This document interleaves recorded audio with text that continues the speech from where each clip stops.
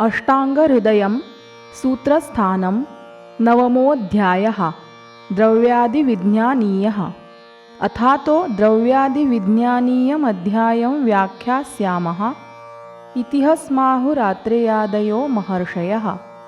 द्रव्यमेव रसादीनां श्रेष्ठं ते हि तदाश्रयाः। पञ्चभूतात्मकं तत्तु क्ष्मामधिष्ठाय जायते। अम्बुयोन्यग्निपवननभसां समवायतः तन्निर्वृत्तिर्विशेषश्च व्यपदेशस्तु भूयसा। तस्मान्नैकरसं द्रव्यं भूतसङ्घातसम्भवात्। नैकदोषास्ततो रोगास्तत्र व्यक्तो रसः स्मृतः। अव्यक्तोऽनुरसः किञ्चिदन्ते व्यक्तोऽपि चेष्यते। गुरुवादयो गुणा द्रव्ये पृथिव्यादौ रसाश्रये। रसेषु व्यपदिश्यन्ते साहचर्योपचारतः। तत्र द्रव्यं गुरुस्थूलस्थिरगन्धगुणोल्बणं पार्थिवं गौरवस्थैर्यसङ्घातोपचयावहम्। द्रवशीतगुरुस्निग्धमन्दसान्द्ररसोल्बणम् आप्यं स्नेहनविष्यन्द क्लेदप्रह्लादबन्धकृत्। रूक्षतीक्ष्णोष्णविशद सूक्ष्मरूपगुणोल्बणम् आग्नेयं दाहभावर्ण प्रकाशपचनात्मकम्।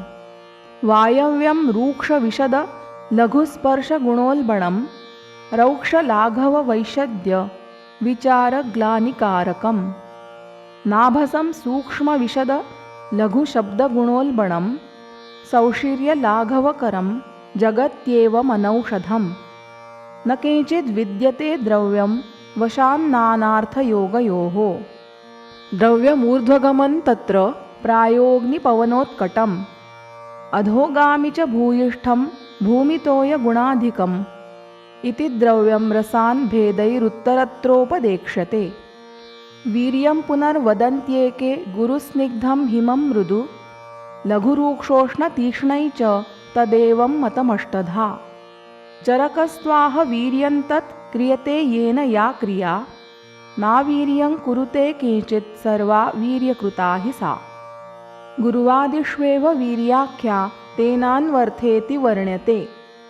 समग्रगुणसारेषु शक्त्युत्कर्षविवर्तिषु व्यवहाराय मुख्यत्वाद् बहुवग्रग्रहणादपि। अतश्च विपरीतत्वात् सम्भवत्यपि नैव सा। विवक्ष्यते रसाद्येषु वीर्यं गुरुवादयो यतः। उष्णं शीतं द्विधैवान्ये वीर्यमाचक्षतेऽपि च। नानात्मकमपि द्रव्यमग्निशोमौ महाबलौ। व्यक्ताव्यक्तै जगदिव नातिक्रामति जातुचित्। तत्रोष्णं भ्रमतृड्ग्लानि स्वेददाहाशु पाकिताः। शमै च वातकफयोः करोति शिशिरं पुनः। ह्लादनै जीवनं स्तम्भं प्रसादं रक्तपित्तयोः। जाठरेणाग्निना योगाद्यदुदेति रसान्तरं। रसानां परिणामान्ते स विपाक इति स्मृतः। स्वादुः पटुश्च मधुरमम्लोम्लं पच्यते रसः। तिक्तोषणकषायाणां विपाकः प्रायशः कटुः। रसैरसौ तुल्यफलस्तत्र द्रव्यं शुभाशुभं। किञ्चिद्रसेन कुरुते कर्म पाकेन चापरम्। गुणान्तरेण वीर्येण प्रभावेणैव किञ्चन। यद्यद्द्रव्ये रसादीनां बलवत्वेन वर्तते अभिभूयेतरांस्तत्तत्कारणत्वं प्रपद्यते।